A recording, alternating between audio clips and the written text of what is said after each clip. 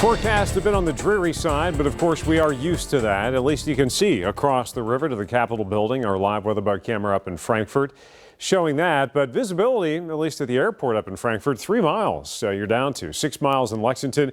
We've got a couple of 1 mile visibility reports, Flemingsburg and Mount Sterling. So fog could be an issue for you this morning. Watch out for that. On top of that, some occasional hints of a sprinkle trying to develop this morning. More widespread rain won't be until tonight and especially overnight into tomorrow. So you got showers north, you got that winter storm still raging out west. They have just had historic ice accumulations, crippling ice accumulations, Oklahoma down into parts of Texas.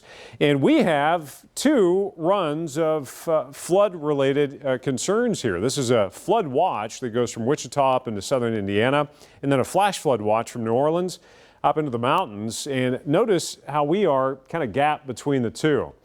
So we don't have a direct hit as far as the potential for flooding goes, but there should be a couple of distinct areas of heavy rain, one along the Ohio River and then another one closer to the remnant low of Hurricane Zeta, south and east. And then by Thursday, both of those systems merge and then push that heavy rain off toward mid-Atlantic states. Hurricane Zeta is exactly that. It re-strengthened overnight. You've now got an eye that's easily definable, more symmetric convection around it, so it was looking pretty ragged as it came off the Yucatan Peninsula, but it's picking up steam again. 85-mile-per-hour sustained winds, landfall likely along the Louisiana coast tonight, and that'll rapidly push northeast. So high pressure briefly ridges in today, doesn't last very long, and then that rain overspreads us. It's going to be a soggy night into tomorrow morning. And then as low pressure comes directly through, we'll have some drier air gapping the coverage here, so the heavy rain will persist to our northwest.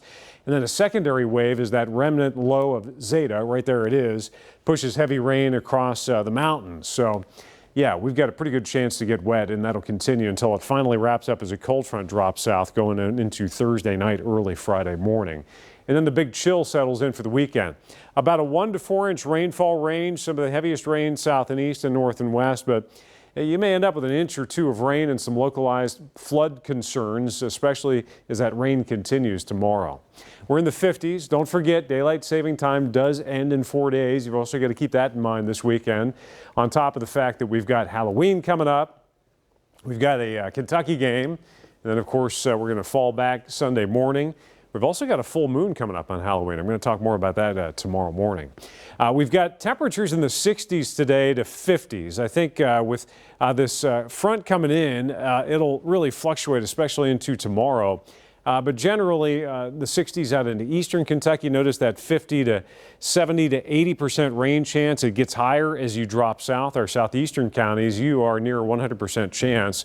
And it's more of the same for some of our lakes region there, 90 to 100% chance for rain, because those showers are going to bubble up from down south and then eventually overspread the area.